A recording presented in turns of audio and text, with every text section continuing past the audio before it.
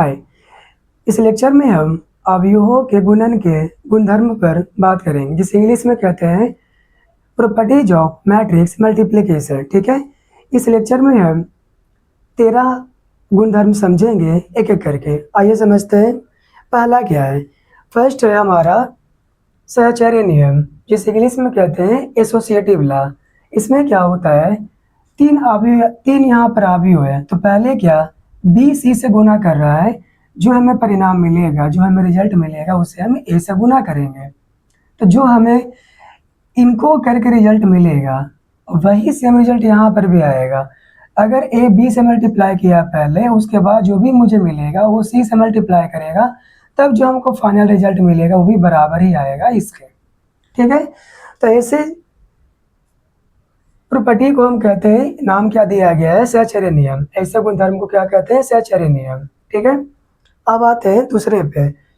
दूसरा क्या कहता है, वितरण नियम, जिसे इंग्लिश में कहते हैं डिस्ट्रीब्यूटिव लॉ। ठीक है, इसमें क्या है, b प्लस सी है और a उसमें गुना किया जा रहा है। ठीक है, तो होगा क्या, यहाँ पर a पहले b से मल्टीप्लाई करेगा, उसके बाद a जो है c से मल्टीप्लाई करेगा। ठीक है, बशर्ते यहाँ पर अब ध्यान रखिएगा, a अगर b से मल्टीप्लाई कर रहा है तो हम a b लिखेंगे। ठीक है, a पहले है b बाद में, तो a b ही लिखेंगे।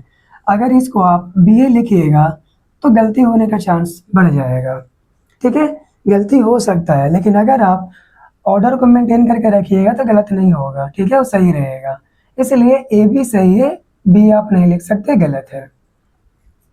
ठीक है, आगे क्या, आगे यहाँ पर ए सी से मल्टीप्लाई करेगा, तो यहाँ पर क्या ए सी ही लिखेंगे, ना कि सी ए लिखेंगे। ठीक है, यहाँ से प्रॉब्लम हो जाएगा, क्योंकि हम जानते हैं कोई दो अवयव है, उसका गुणन है, उसका गुना करना है। ठीक है, तो डिपेंड करता है, ए बी निकालना है तो कुछ और बात हो जाएगा, अब बी ए निकालने के लिए कुछ और बात हो जाएगा। जैसे इसके पहले वाले लेक्चर में हम सीखे हैं ना, अगर कोई दो अवयव दिया हुआ है ए और बी, तो ए बी निकाले चाहे बी ए निकाले, हम दोनों को अगर निकालने जा रहे हैं तो 2 बार हम चेक करेंगे।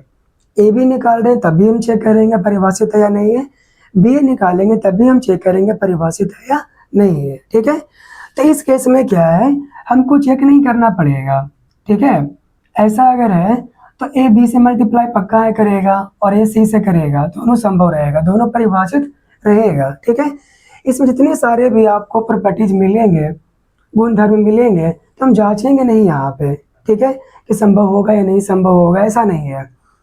जितने सारे प्रॉपर्टी यहाँ पे लिखे गए हैं, जितने सारे गुणधर्म यहाँ पे लिखे गए हैं, सभी को हम मान के चलेंगे, सभी को हम मान के चलेंगे कि हाँ ये परिभाषित है। ठीक है, उसी पे आधारित ये भी प्रॉपर्टी बनाया गया है, हमको चेक नहीं करना है कि संभव होगा कि नहीं होगा। ठीक है, तो मान के चलेंगे कि परिभाषित है। आइए तीसरे प्रॉपर्टी पे, यानी तीसरे गुणधर्म पर, ये क्या कह रहा है, गुणन तत्समक का अस्तित्व, existence of multiplicative identity. Right, तो ध्यान दीजिए, यहाँ पर ये कह रहा है कोई एक अवयव, कोई एक अवयव, ठीक है, अगर वो इकाई अवयव से गुना करता है, गुणन करता है, तो फाइनल रिजल्ट हमें वही अवयव आ जाएगा। जैसे देखिए यहाँ पर ए अवयव ए इकाई अवयव से मल्टीप्लाई कर रहा है और इकाई अवयव ए से गुना कर रहा है। ठीक है ना, तो हमें हमेशा क्या मिलेगा, ए वापस मिल जाएगा, ए को फर्क नहीं पड़ेगा। समझ रहे हैं आप, ए को फर्क बिल्कुल नहीं पड़ेगा।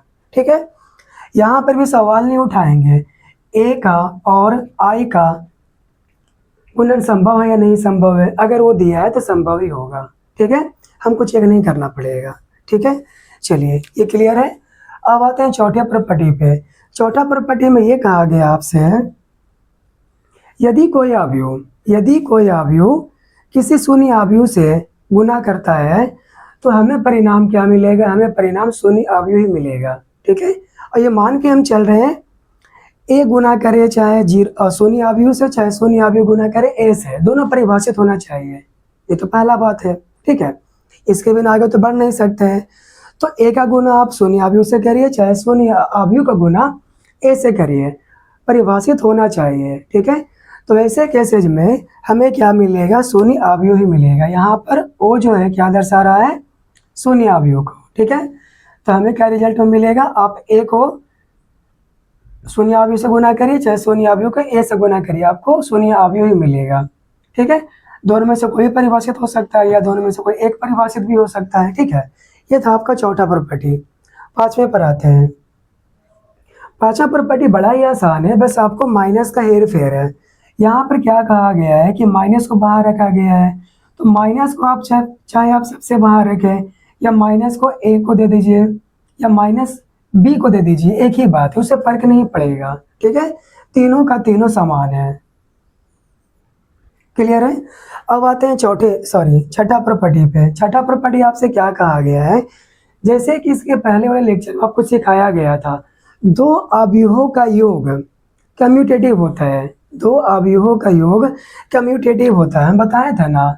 ए प्लस बी हो या बी प्लस ए हो, फर्क नहीं पड़ेगा।